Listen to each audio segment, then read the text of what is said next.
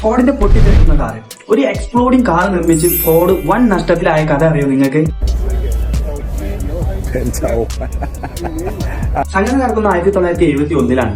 അഥവാ ഹോണ്ടയുടെ സിവിക്കും വോൾസ്വാഗന്റെ ബീറ്റിലൊക്കെ റോഡ് വയ്ക്കുന്ന കാരണം ഫോർഡ് തീരുമാനിക്കാണ് നല്ല അഫോർഡബിൾ ആയിട്ടുള്ള പ്രൈസിലും നല്ല മൈലേജും കിട്ടുന്ന ഒരു വാഹനം മാർക്കറ്റിലേക്ക് ഇറക്കാണ്. അങ്ങനെ 1971 ഫോർഡ് പിന്റോ എന്ന വാഹനം പുറത്തിറക്കി. അത് മാർക്കറ്റിൽ ഒരു ടാഗ് ലൈൻ ഒക്കെ ഉണ്ടായിരുന്നു, A little care free car എന്ന്. പക്ഷെ കെയർലെസ് കാറായി പോയി.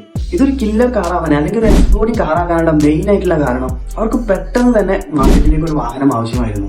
അതുകൊണ്ട് തന്നെ അവർ ഡിസൈനിങ് ഒന്നും തീരെ ശ്രദ്ധിച്ചില്ല, സേഫ്റ്റിക്കൊന്നും യാതൊരു വിലയും കൽപ്പിച്ചില്ല. ഒട്ടും സേഫ്റ്റി ഇല്ലാതെ ഫ്യൂൽ ടാങ്ക് ബമ്പറിന്റെ നേരെ കീഴെയാണ് ഫിറ്റ് ചെയ്തത്. അതുകൊണ്ട് തന്നെ ചെറിയ ഒരു ആക്സിഡന്റ് ഉണ്ടായ വരെ ഒരു പൊട്ടിത്തെറിക്ക് സാധ്യത കൂടുതലാണ്. എന്തിനേറെ പറയണം, ബോൾട്ടുകൾ ഫ്യൂൽ ടാങ്കിൽ കുത്തിക്കയറി വരെ ആക്സിഡന്റുകൾ ഉണ്ടായിട്ടുണ്ട്. ഒരുപാട് ആക്സിഡന്റുകളും ഒരുപാട് മരണങ്ങളും ഈ ഒരു ഫോർഡിന്റെ പിന്റോ കൊണ്ടുണ്ടായി.